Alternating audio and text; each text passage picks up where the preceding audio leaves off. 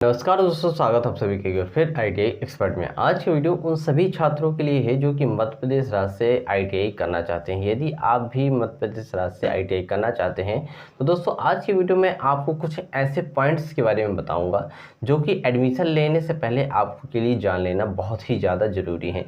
क्योंकि यदि आप इन पॉइंट्स के ऊपर ध्यान नहीं देते हैं तो हो सकता है आपको एडमिशन के बाद काफ़ी ज़्यादा प्रॉब्लम फेस करनी पड़े या फिर आपको काफ़ी ज़्यादा पछताना पड़े। तो दोस्तों आज की वीडियो में ऐसे कुछ बेसिक पॉइंट्स हैं जो कि एक ITI में एडमिशन लेने से पहले हर एक छात्र को जान लेना बहुत ही ज़्यादा ज़रूरी होता है। तो दोस्तों ऐसे कौन कौन से पॉइंट्स हैं और उनकी क्या जानकारी है, सब कुछ मैं बताऊंगा आज के इस वीडियो में। तो वीडियो को ज़रूर ध्यान से देखिएगा और यदि आप चैनल पर पहली बार हैं तो चैनल को सब्सक्राइब करना मत भूलिएगा। तो चलते हैं वीडियो में। कि मैंने आपको बताया कि आज की वीडियो में आप सभी छात्रों को ऐसे कुछ पॉइंट्स के बारे में बताऊंगा जो कि आपको ITI एडमिशन लेने से पहले जान लेना बहुत ही ज़्यादा ज़रूरी है। तो दोस्तों यदि हम बात करें सबसे पहले पॉइंट्स की, तो देखिए सबसे पहला जो पॉइंट्स है आपके लिए डॉक्यूमेंट्स को लेके है कि डॉक्यूमेंट्स आपके पास क्या क्या होने चाहिए ITI एडमिशन के लिए। तो दोस्तों सबसे पहली बात है कि आप 10वीं की अंक सूची आपके लिए बहुत ही ज़्यादा ज़रूरी है। आपके पास 10वीं की अंक सूची होनी चाहिए, वो भी मान्यता प्राप्त बोर्ड से। ITI के लिए आपको 10वीं की अंक सूची लगानी होगी, क्योंकि यदि आप मान्यता प्राप्त बोर्ड से यदि आपने 10वीं नहीं करा है तो आप ITI नहीं कर पाएंगे। इसके बाद देखिए सबसे ज़्यादा इम्पॉर्टेंट होता है कि आपके पास जाति प्रमाण पत्र होना चाहिए, निवास प्रमाण पत्र होना चाहिए और आय प्रमाण पत्र होना चाहिए। क्योंकि ST SC के जो कैंडिडेट्स हैं उनके लिए स्कॉलरशिप की जो व्यवस्था रहती है और उनकी जो सीटें रिजर्व रहती हैं, इसके लिए आपको आपका अपना जाति प्रमाण पत्र देना होगा। जनरल वाले जो कैटेगरी के कैंडिडेट्स होते हैं उनको जाति की आवश्यकता नहीं होती है। इसके बाद देखिए आपको निवास प्रमाण पत्र भी देना होगा। निवास प्रमाण पत्र से ये प्रूफ होता है कि आप किस राज्य के रहने वाले हैं और किस जिले के रहने वाले छात्र हैं, तो इसलिए आपके पास निवास प्रमाण पत्र भी होना चाहिए। इसके बाद अगला जो रिकॉर्ड होता है आय प्रमाण पत्र का, तो आय प्रमाण पत्र से आपका ये पता चलता है कि आपकी वार्षिक आय आपके परिवार की कितनी है। तो आय प्रमाण पत्र भी आपको ज़रूर बनवा लेना चाहिए, क्योंकि ITI के एडमिशन के बाद आप जब स्कॉलरशिप का फॉर्म भरेंगे तब उसमें आपको आय प्रमाण पत्र लगाना होगा।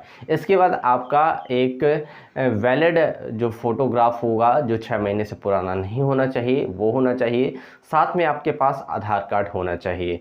आधार कार्ड के साथ साथ आपके पास समग्र ID भी होनी चाहिए। समग्र ID क्योंकि MP स्टेट से यदि आप एडमिशन लेना चाहते हैं तो समग्र ID भी कंपलसरी कर दी गई है, तो आपके पास समग्र ID होनी चाहिए। साथ में एक चीज़ और मैं आप सभी को बताऊंगा कि जो कैंडिडेट 10वीं के बाद ITI करना चाहते हैं तो उनके पास जो जाति, निवास, आय जो भी प्रमाण पत्र हैं तो वो डिजिटली रूप में बने हुए होने चाहिए। किसी भी मैनुअल रूप में बने हुए रिकॉर्ड अब मान्य नहीं किए जाएंगे। तो ये आप ज़रूर सुनिश्चित करें कि आपने जो रिकॉर्ड बनवाया था जाति, निवास, आय का, वो डिजिटली है कि नहीं है। इसके बाद देखिए अगला जो पॉइंट्स है, तो आपके पास TC भी होना चाहिए, क्योंकि एडमिशन जब आपका कंफर्म होता है तो उस समय आपको TC भी देनी होगी। साथ में आपके पास एक वैलिड मोबाइल नंबर और एक ईमेल ID होनी चाहिए, जिसमें कि आप रजिस्ट्रेशन की जब प्रोसेस करवाएंगे तो उस समय आपके पास एक OTP आएगा जो आपके मोबाइल नंबर और आपकी रजिस्टर्ड मेल ID पे ही आएगा। तो इस तरह से आपके पास ये सारे रिकॉर्ड होने चाहिए डॉक्यूमेंट्स को लेके, जो कि ITI में एडमिशन के समय बहुत ही ज़्यादा इम्पॉर्टेंट होते हैं। इसके बाद देखिए अगला जो फैक्टर रहता है, अगला जो पॉइंट्स है, ट्रेड और ITI का चुनाव। आप एक ऐसी ट्रेड का चुनाव करिए जिसको करने के बाद आपको आगे चल के ईज़िली जॉब मिल जाए और साथ में आपको शासकीय या प्राइवेट सेक्टर में यदि काम करना हो तो आपको आसानी से जॉब मिल जाए। साथ में आप ऐसी ITI का चुनाव करिए जिसमें कि आपको सारी सुविधाएं मिलें।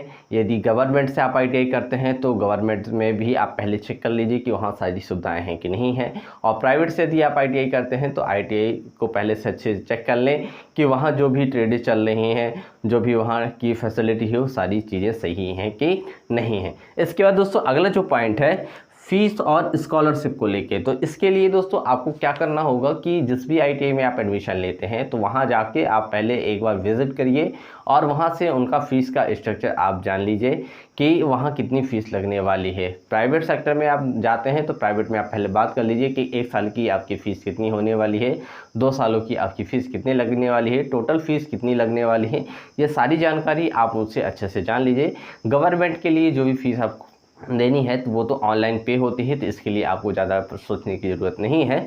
लेकिन प्राइवेट सेक्टर में जो आईटीआई करेंगे तो उनके लिए आपको ये जानना ज़रूरी है। साथ में आप ये भी ज़रूर देख लीजिएगा कि उस आईटीआई के द्वारा स्कॉलरशिप की व्यवस्था रखी गई है कि नहीं रखी गई है, क्योंकि एसटी, एससी और ओबीसी के जो कैंडिडेट्स हैं उनको स्कॉलरशिप की व्यवस्था शासन के द्वारा की जाती है, जिसमें आपको हर साल 7 से 8 हज़ार रुपये ईयरली के हिसाब से आपको स्कॉलरशिप दे दी जाती है, जो आपके लिए काफ़ी ज़्यादा उपयोगी होती है। इसके बाद देखिए अगला जो पॉइंट है प्लेसमेंट एंड जॉब को लेके। तो देखिए प्लेसमेंट और जॉब में आपको ये जानना बेहद ज़रूरी है कि आपकी आईटीआई कंप्लीट होने के बाद आपको उस संस्था के द्वारा, उस आईटीआई के द्वारा प्लेसमेंट की सुविधा रखी जाती है कि नहीं रखी जाती है, क्योंकि कई सारी ऐसी आईटीआई हैं जिनमें इस तरह की किसी भी प्रकार की कोई व्यवस्था नहीं है, सिर्फ आपको मार्कशीट ही प्रोवाइड कराई जाती है। तो आप पहले ये अच्छे से समझ लीजिए और पूछ लीजिए कि आपके यहाँ हम आईटीआई करते हैं तो आप उसके बाद हमें प्लेसमेंट की सुविधा दे पाएंगे, अप्रेंटिसशिप की व्यवस्था आप करवा पाएंगे कि नहीं करवा पाएंगे। फिर देखिए इसके बाद जो लास्ट पॉइंट है जो कि सबसे ज़्यादा इम्पॉर्टेंट है आईटीआई एडमिशन को लेके किसी भी संस्था में, तो ये जो पॉइंट है ये है मान्यता को लेके। मान्यता को लेके आपको ये चेक करना होगा पहले कि इस आईटीआई में, जिस भी आईटीआई में आप एडमिशन ले रहे हैं, यदि गवर्नमेंट में ले रहे हैं तो आपको सोचने की ज़रूरत नहीं है। यदि आप प्राइवेट में यदि एडमिशन लेते हैं तो आप पहले ये ज़रूर चेक कर लीजिए डीजीटी के एनसीवीटी एमआईएस पोर्टल पे जाके कि इस संस्था को डीजीटी के द्वारा मान्यता मिली हुई है कि नहीं मिली हुई। यदि आपको नहीं पता है कि एनसीवीटी की मान्यता हम कैसे चेक कर सकते हैं तो आप मुझे कमेंट्स में बताइए, मैं इसके ऊपर एक डिटेल में वीडियो लाऊंगा। तो दोस्तों इस तरह की ये कुछ पॉइंट्स है जो कि एमपी स्टेट से यदि आप आईटीआई में एडमिशन करना चाहते हैं, लेना चाहते हैं, तो इन सभी पॉइंट्स को ज़रूर समझ लीजिएगा, ज़रूर इन पॉइंट्स के बारे में जो भी मैंने बताया उस चीज़ को फॉलो करिएगा, जिससे आप आईटीआई में एडमिशन अच्छे से ले पाएँ और साथ में आपको आगे चल के कोई भी परेशानी ना उठाने पड़े। तो दोस्तों आई होप वीडियो में बताए गए सारे स्टेप आपके लिए काफ़ी ज़्यादा हेल्पफुल रहे होंगे, वीडियो आपके लिए काफ़ी ज़्यादा उपयोगी रहा होगा। तो वीडियो को लाइक करिएगा, अपने फ्रेंड्स के साथ शेयर करिएगा और यदि आप चैनल पर पहली बार हैं तो चैनल को सब्सक्राइब करना मत भूलिएगा। तो मिलता हूँ एक नई जानकारी के साथ एक नई वीडियो में, तब तक के लिए जय हिंद दोस्तों।